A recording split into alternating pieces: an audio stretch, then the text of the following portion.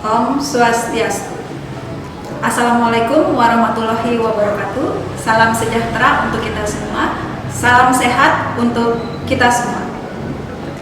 Sebelumnya Ibu ucapkan selamat datang dan selamat bergabung siswa-siswi kelas 10 SMK Kesehatan Balai Dewata tahun pelajaran 2021-2022. Perkenalkan, nama Ibu Niwayan Mary Wintari SPD MSI, biasa dipanggil Bu Mary. Ibu di sini menjabat selaku Wakil Kepala Sekolah Bidang Kurikulum. Pada video kali ini, Ibu akan menyampaikan program dan tata cara belajar siswa-siswi di SMK Kesehatan Balai Dewata selama 3 tahun ke depan. Bagaimana program belajar dan cara belajar anak-anak selama 3 tahun di SMK Kesehatan Balai Dewata? Simak video berikut. Yang pertama, akan Ibu jelaskan terkait kompetensi keahlian di SMK Kesehatan Balai Dewata.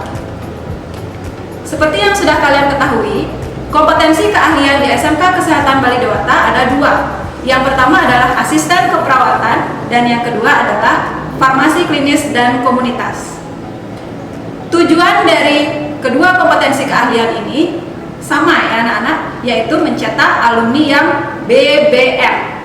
Apa itu BBM? Alumni yang mampu pertama berwirausaha, yang kedua bekerja, dan yang ketiga adalah melanjutkan. Yang kedua yang akan Ibu jelaskan adalah bagaimana proses pembelajaran baik di kelas 10, 11, 12 di SMK Kesehatan Balai Dewata.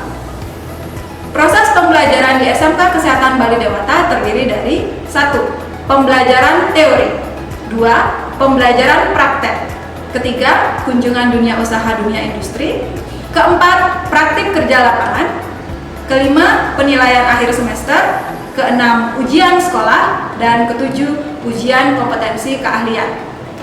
Yang pertama, pembelajaran teori. Pembelajaran teori dilakukan di ruang kelas dengan materi pelajaran adalah pelajaran muatan nasional, muatan kewilayahan, dan mata pelajaran produktif. Pembelajaran praktik dilakukan di laboratorium masing-masing kompetensi keahlian. Ada laboratorium keperawatan dan ada laboratorium farmasi. Yang ketiga, kunjungan dunia usaha dunia industri akan dilaksanakan di kelas 10 semester 2. Yang keempat, praktik kerja lapangan itu dilaksanakan di kelas 11 selama 1 semester, baik di rumah sakit, di puskesmas, maupun di apotek. Tujuan dari praktik kerja lapangan ini adalah siswa mampu menerapkan ilmu yang didapatkan di sekolah dan mencari ilmu baru di dunia usaha maupun dunia industri, sesuai dengan kompetensi keahliannya tentunya.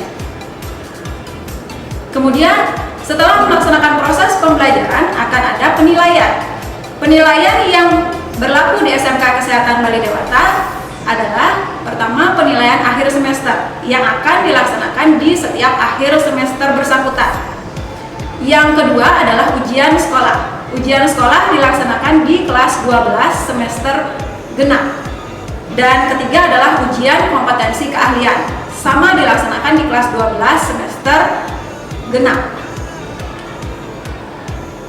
Nah, anak-anak, jadi itu tadi proses pembelajaran secara umum di SMK Kesehatan Balai Dewata.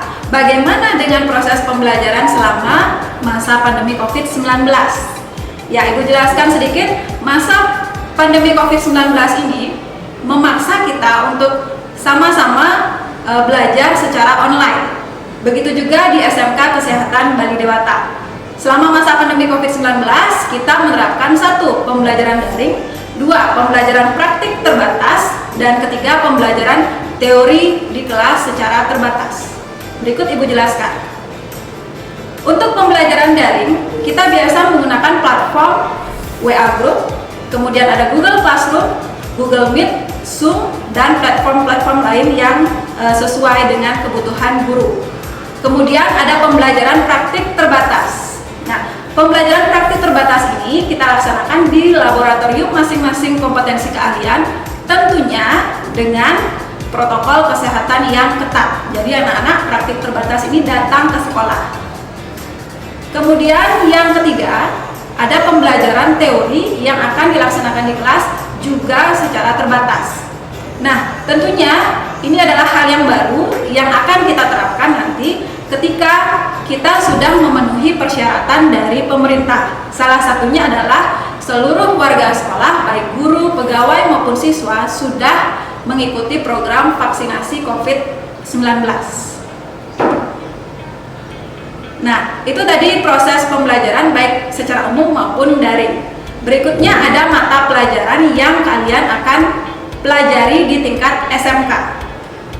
Ibu jelaskan secara umum, ada yang disebut dengan mata pelajaran kelompok A atau muatan nasional, kelompok B atau muatan kewilayahan, dan kelompok C atau muatan peminatan kejuruan.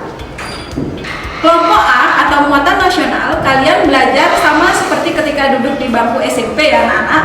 Jadi ada pelajaran pendidikan agama, kemudian pendidikan Pancasila, kemudian bahasa Indonesia, matematika, sejarah, bahasa Inggris, seni budaya, penjas, bahasa Bali, bahasa Jepang. Itu disebut dengan muatan nasional dan muatan kewilayahan. Kemudian ada kelompok C. Nah, ini yang berbeda sedikit dari kalian duduk di bangku SMP. Kelompok C ini adalah muatan peminatan kejuruan.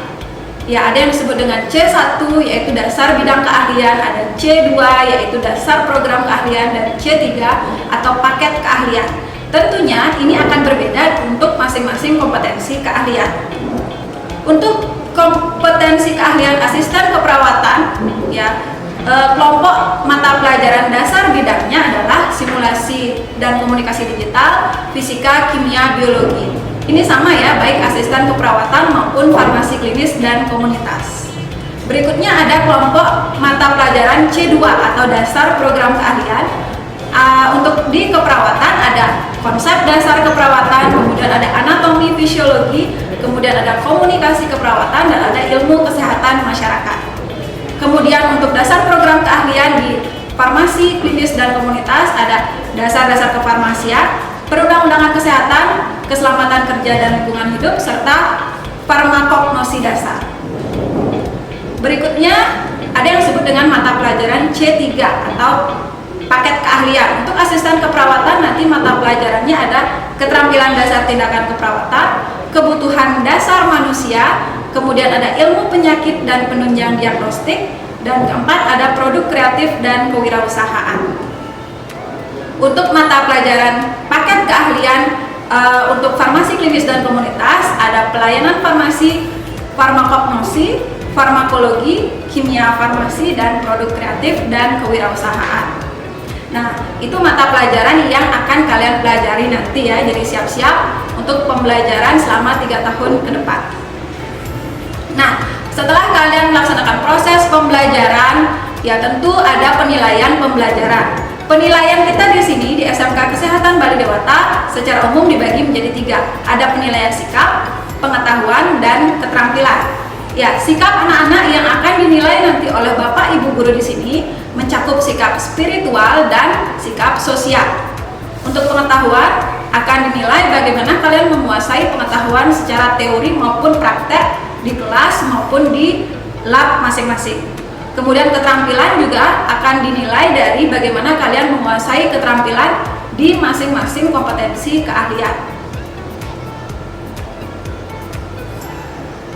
Nah, itu secara umum tentang penilaian.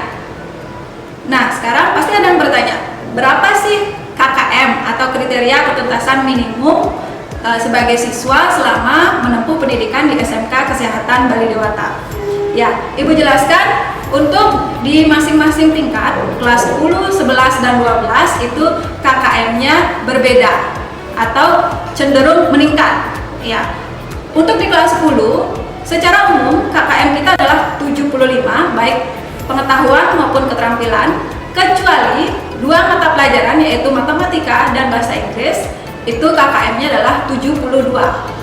Itu di kelas 10 ya. Kemudian untuk di kelas 11, KKM kita secara umum adalah 78. Kecuali untuk matematika dan bahasa Inggris, KKM kita adalah 75. Kemudian di kelas 12, KKM kita secara umum adalah 85. Sedangkan untuk pelajaran matematika dan bahasa Inggris, KKM kita adalah 83.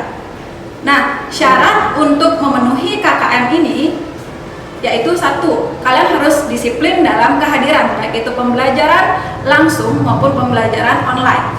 Yang kedua, disiplin sikap dan attitude kalian. Ya, sikap di sini sangat penting.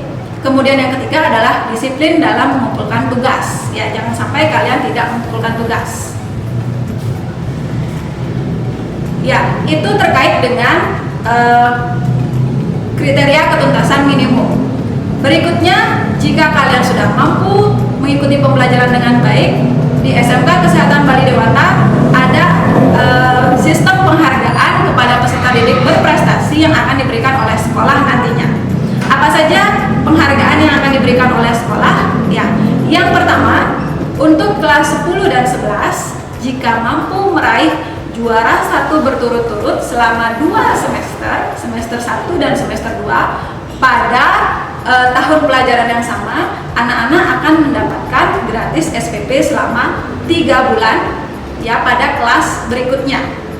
Kemudian untuk kelas 12, jika anak-anak memperoleh nilai rapor dari semester 1 sampai semester 6 digabungkan dengan nilai ujian akhir kalian dan mendapatkan peringkat 1, kalian akan mendapatkan uang tunai sebesar 3 kali SPP.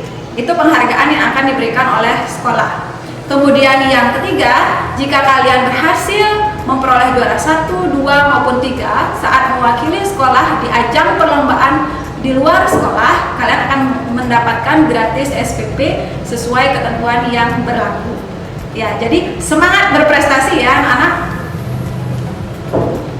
Baik, sekian yang bisa Ibu sampaikan terkait dengan program dan cara belajar di SMK Kesehatan Bali Dewata. Terima kasih banyak anak-anak sudah menyaksikan video ini. Ya, jadi Ibu tutup video ini dengan Parama Santi. Om Santi Santi Santi Om.